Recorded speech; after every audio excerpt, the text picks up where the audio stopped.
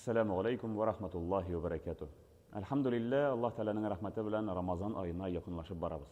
Һәм Рамазан ае килеп җиткәнче хәтле соңгы тукталышыбыз ул да булса Шәгъбан аеның бер бәрәкәтле кичәсе.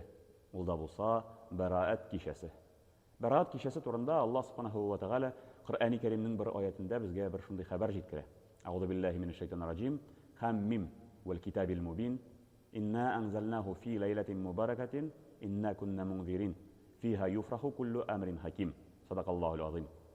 Аллаһ Субханаһу тәгалә үзенең Коръәни Кәрим аятлары белән безгә мөрәҗәгать итеп, Коръәни Кәримнең бәрәкәте, Коръәни Кәримнең көче турында аңлатып, һәм шушы вакыйганы инде һәрбер төшенчә аерылуын аңлата. Ягъни адәм баласының тормышы, адәм баласының еллык тормышы шушы кичәдә хәл ителә дип безгә Аллаһ Субханаһу тәгалә аңлата.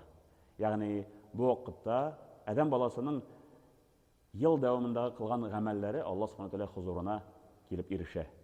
Һәм шул ук вакытта адәм баласының киләсе елга булган тормышы, ризыгы, бу дөньядагы халәте билгеләнеп куела. Шуңа күрә дә бу кичәдә Пәйгамбәрбез Мөхәммәд Мустафа саллаллаһу алейхи ва саллям безгә бер киңәш бирә. Шушы кичәне уяу булырга, шушы кичәдә Аллаһ Субханаһу тәгаләгә мөрәҗәгать итәргә. 3 тапкыр Ясин сүрәсен, Коръәни Кәримнең каләбе булган Ясин сүрәсен укып, 3 тапкыр Аллаһ Субханаһу тәгаләгә мөрәҗәгать итәргә киңәш итә. Беренче тапкыр Ясин сүрәсен укыганнан соң Аллаһ Субханаһу тәгаләгә дафгул бала, ягъни бәлаләрдән саклау йөзеннән дуга кылу.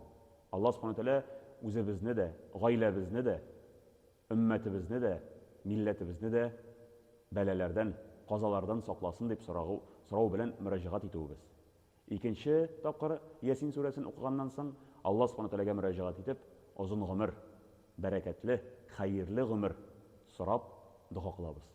Өченче тапкыр Ясин укыганнан соң Аллаһ Субханаһу тәгаләгә мөрәҗәгать итеп, кеше кулына калдырмасаң иде дип мөрәҗәгать итүләребез. Шулай ук әлбәттә бу кичәдә гамәл гыйбәтләребезне моның белән генә чикләнмичә, инде калган изгелекләрендә арттырга тырышабыз. Бигрәк тә шушы кичәдә тәсбих намазын укырга тырышабыз. Озын-озын сәҗдәләр, озын-озын рукуклар белән бай булган тәсбих намазы. Аллаһ Субханаһу тәгаләне тагын да күп иттереп тәсбих кыла торган намазларыбызның берсе ул да булса шушы тәсбих намазы. Шулай ук бу вакытларда калган изгелекләребезне дә арттырып, уяу буларга тырышабыз. Үзебезне әкренәп Рамазан аена әзерлибез. Озын-озын кичәләрдә тәравих намазларында, тәсбих намазларында, гамәл гыйбадәттә үткәрер өчен үзебезне әзерли торабыз.